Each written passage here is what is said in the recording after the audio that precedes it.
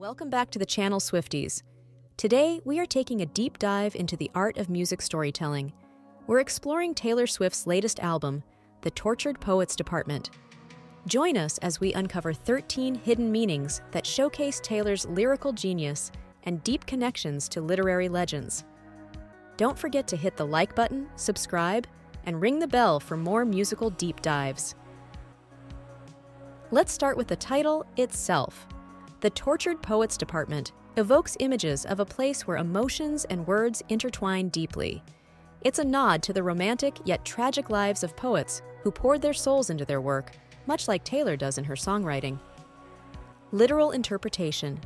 The title could suggest a fictional or metaphorical department where tortured poets are either studied or their works are created. It evokes a space filled with creativity, emotion, and the tumult often associated with great art and poetry. Metaphorical representation. It could represent a state of mind or a phase in life where one experiences and processes deep, often painful emotions, much like the poets known for their emotionally charged and sometimes tragic lives. Tribute to poetic influences. The album might be influenced by or dedicated to poets who have inspired Swift, reflecting on how their works have shaped her own songwriting and artistic expressions. This could be an homage to poets known for their emotional depth and complex lives. Exploration of themes. The title could also hint at the themes explored within the album: love, loss, melancholy, introspection, common topics in both poetry and Swift's music, suggesting a deeper exploration of these elements through her lyrics. But here are what we think some of the biggest songs from the Tortured Poets Department are about. Taylor Swift's The Tortured Poets Department is more than an album. It's a journey through the heart and mind of a songwriter who stands as a modern-day poet herself. Each track is a chapter, each lyric a verse in the ongoing narrative of her musical legacy. My boy only breaks his favorite toys. A catchy chorus and consistent references to dolls might keep you from truly understanding the heartbreak behind the third track. My boy only breaks his favorite toys refers to an ex who self-sabotaged his and Swift's relationship when it was going well, hence the idea that he broke his favorite doll. Written from the perspective of Swift as the doll, the song evokes the classic childhood story of being the old favorite toy that eventually the child doesn't want to play with anymore. And I'll tell you that he runs because he loves me, because you should have seen him when he first saw me, alludes to a happy beginning of adoration before he broke her heart and left her behind, turning Swift into the queen of sandcastles he destroys. Down Bad.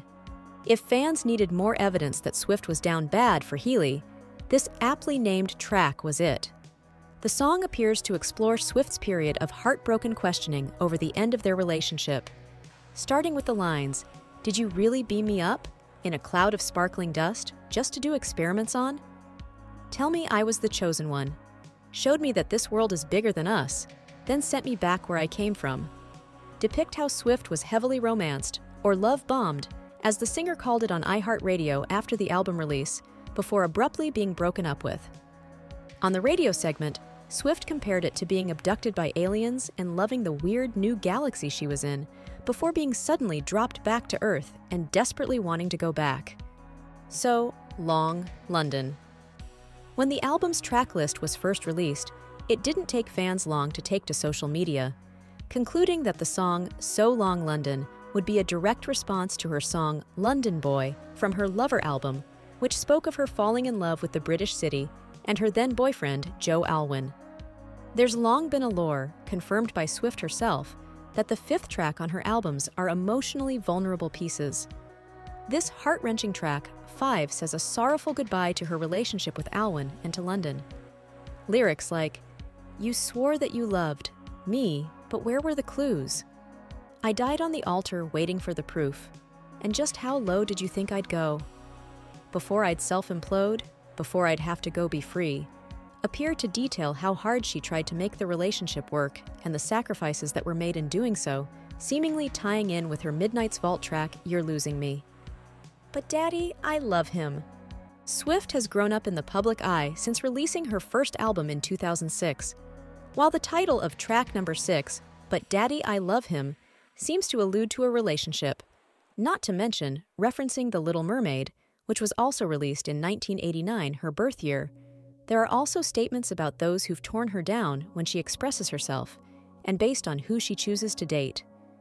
"I just learned these people try and save you, 'cause they hate you," she says in one lyric, while in another, she jokes about the possibility of a pregnancy. "No, I'm not, but you should see your faces." But Daddy, I Love Him contains some lyrical parallels to Nothing New, a song originally recorded for Swift's 2012 album Red. In it, she touches on the ownership certain people feel over celebrities, especially as they mature from adolescence to adulthood. 12 years on, Swift's musings on the song and the tortured poets department at large reflect emancipation and living on her own terms, no matter what the public thinks. Who's afraid of little old me? With fans as eager for the release of Reputation, Taylor's version as they were for this new album, this track ties into that era nicely. Who's Afraid of Little Old Me is a meditation on her reputation, her critics, and becoming hardened in the public eye. Lyrics like, "If you wanted me dead, you should have just said, 'Nothing makes me feel more alive,' and 'So I leap from the gallows and I levitate down your street, crash the party like a record scratch as I scream, 'Who's afraid of little old me?' You should be," certainly hit all the revengeful era markers. Fans were also quick to notice that the track's title has a striking similarity to the screenplay, Who's Afraid of Virginia Woolf, which follows the emotional warfare between a couple whose marriage is crumbling. Need we say more? The 1966 film version also stars Richard Burton and Elizabeth Taylor. The famous couple Swift references in her Reputation song, "Var ready for it?" In Swift's world, there are no coincidences. Clara Bow.